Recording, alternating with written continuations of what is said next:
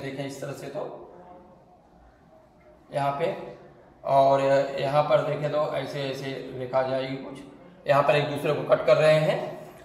उसी प्रकार से आप दूसरा वाला निर्देशांक देख सकते हैं, पहले 4 है और 1 है, यानी x का निर्देशांक 4 है तो 4 से सीधे यहाँ पर आएंगे, सीधी रेखा खींचेंगे, और y अक्ष पर 1 है तो 1 से सीधी रेखा खींचेंगे, यानी 90 डिग्री पर दोनों रेखाएं जहां पर काटेंगे एक दूसरे को प्रतिच्छेदित करेंगे, उस प्रतिच्छेदन बिंदु का निर्देशांक 4 और 1 लिखेंगे। इसी प्रकार से एक अगला बिंदु और है, -2 और 4 यहाँ पर आपको दिया है, -2 और 4। इस -2 और 4 को भी हमने दिखाया है कि x अक्ष पर देखेंगे -2 से सीधा 90 डिग्री पर रेखा खींचेंगे, और y अक्ष पर 90 डिग्री पर रेखा खींचेंगे, तो दोनों रेखाएं एक दूसरे को जहां प्रतिच्छेदित करेंगे उसका प्रतिच्छेदन बिंदु हमें मिला है, और उस प्रतिच्छेदन बिंदु का निर्देशांक है -2 और 4। प्यारे बच्चों, आप देख रहे हो कि हमें 3 बिंदु प्राप्त हुए हैं, 1 2 3, और ये तीनों बिंदुओं का हमने निर्देशांक भी लिखा हुआ है। अब इन तीनों बिंदुओं को मिलाते हुए हमने रेखा खींची है, तो आप देख रहे हो कि यह जो रेखा हमने खींची है तीनों बिंदुओं को समाविष्ट की है, अर्थात हमने जो यहाँ पे सारणी प्राप्त के माध्यम से निर्देशांक प्राप्त किए हैं वह सही है।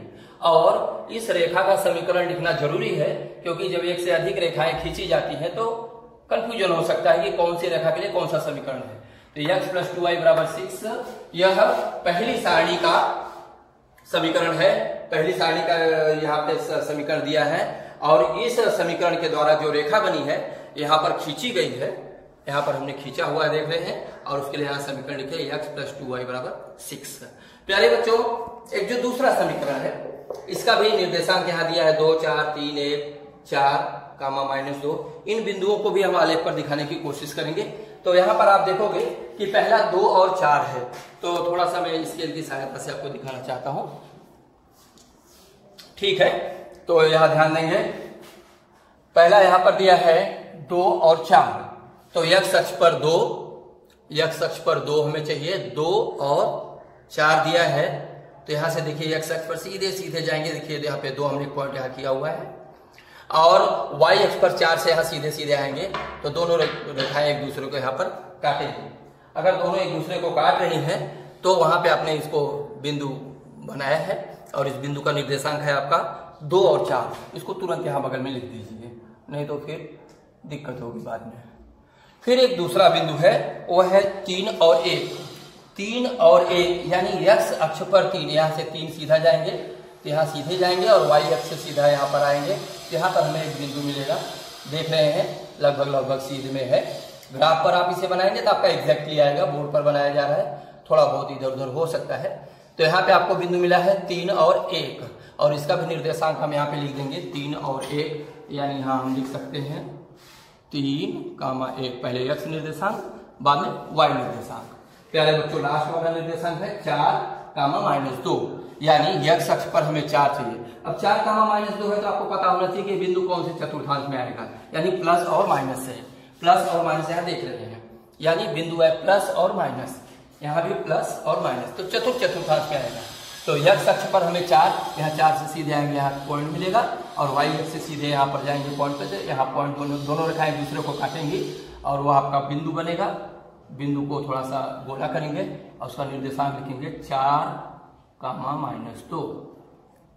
प्यारे बच्चों, इस तरह से हमें 3 बिंदु ये प्राप्त हुए हैं, पहला, दूसरा, तीसरा, और लगभग ये तीनों बिंदु हमें एक रैखिक भी दिखाई पड़ रहे हैं, एक रैखिक है लगभग। इन तीनों बिंदुओं को हम मिलाते हुए एक रेखा खींचेंगे, तो थोड़ा सा ध्यान संभाल के खींचना है।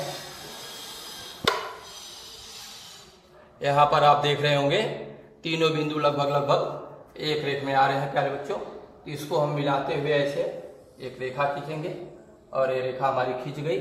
आप देख रहे हैं कि लगभग तीनों बिंदु एक ही रेखा में आए, एक रेखा में आए हैं।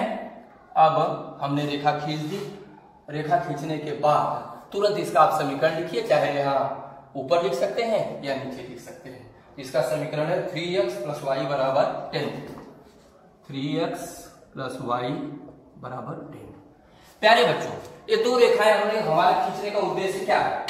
2 रेखा खींचने का उद्देश्य ये है कि जब ये दोनों रेखाएं एक दूसरे को प्रतिच्छेदित करेंगे, आप देख रहे होंगे किसी न किसी बिंदु पर ये दोनों रेखाएं प्रतिच्छेदित की हैं, और अगर उस प्रतिच्छेदन बिंदु को ढूंढने की कोशिश करें तो शायद यहाँ पे है, अब बराबर ध्यान से देखिए, प्रतिच्छेदन बिंदु मिला है।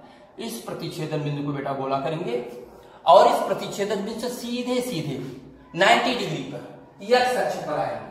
ये ध्यान रखिएगा, आप सीधा ही चलिए, अन्यथा इधर उधर जाएंगे तो पॉइंट चेंज हो सकता है। तो आप देख रहे होंगे लगभग यहाँ पे 3 प्राप्त हो रहा है और यहां से सीधे 90 डिग्री पर आप जाएंगे वाई अक्ष की तरफ। तो वाई अक्ष पर जा रहे हैं, थोड़ा सा इसको एडजस्ट करना होगा, फिसलता है, तो आप इसको देख सकते हैं। तो प्यारे बच्चों यहां देख रहे हैं, एक यहां से इस पर आए और यहां से आए, समझो कि 1.5 2 और 1 के बीच में है, तो लगभग 1.5 मिला आपको। तो इस तरह से आप देखेंगे तो इस बिंदु का जो निर्देशांक आपको प्राप्त हुआ है एक्स अक्ष पर 3 और वाई अक्ष पर 1.5, तो यही लगभग आपका उत्तर हो सकता है। शायद इसमें थोड़ा बहुत फेरबदल हो सकता है क्योंकि पॉइंट आलेख नहीं है, आलेख पर दिखाएंगे तो एग्जैक्ट आएगा। तो प्यारे बच्चों, जो एक्स का आपने निर्देशांक प्रतिच्छेदन के माध्यम से प्राप्त किया है, यानी यहाँ पर प्रतिच्छेदन के माध्यम से जो रेखाएं एक दूसरे को प्रतिच्छेदित की हैं, उस बिंदु से एक्स अक्ष पर जा रहे हैं तो आपको 3 मिल रहा है। यानी यहाँ पर आप लिखेंगे एक्स बराबर 3 और वाई अक्ष पर जा रहे हैं तो आपको मिल रहा है 1.5। ये लगभग उत्तर इस तरह से आ सकता है। आप ग्राफ बुक पर खींचेंगे तो आपका एग्जैक्ट आंसर आएगा, इसमें कोई भी परिवर्तन नहीं होगा। तो प्यारे बच्चों, अगर इसको थोड़ा संक्षेप में देखें, 2 चरांकों वाले रेखीय समीकरण, इसमें 2 चरों का प्रयोग होता है, एक्स वाई, और इसकी महत्तम घात 1 होती है और उसको आप ध्यान देंगे। इसके अलावा इसकी परिभाषा आप जानते ही हैं कि 2 चरों का प्रयोग हो और महत्तम घात 1 हो, तो इसको हम 2 चरांकों वाले रेखीय समीकरण कहते हैं। इसको हल करने की 2 विधियां हैं। इसमें आज जो हम सीखने जा रहे थे उसमें पहली विधि सीखे आलेख विधि। आलेख विधि को हम लोग सीखे और आलेख विधि में जो दोनों रेखाएं हमारी प्रतिच्छेदित की एक दूसरे को, प्रतिच्छेदन के बाद प्रतिच्छेदन बिंदु से हम सीधे सीधे एक्स अक्ष पर आएंगे और 90 डिग्री पे सीधे वाई अक्ष पर जाएंगे। जो हमें निर्देशांक प्राप्त होगा वही हमारा उत्तर होगा। तो इस प्रकार से देखें कि हम लोग आलेख विधि से कैसे अपने प्रश्न को हल करते हैं। अब मैं आपको छोटा सा घर काम देता हूं, जो कि आप उसे हल करने की कोशिश करें। यदि कोई समस्या होगी तो आप फिर से मुझे वीडियो के माध्यम से आप पूछ सकते हैं, आपको समय दिया जाएगा।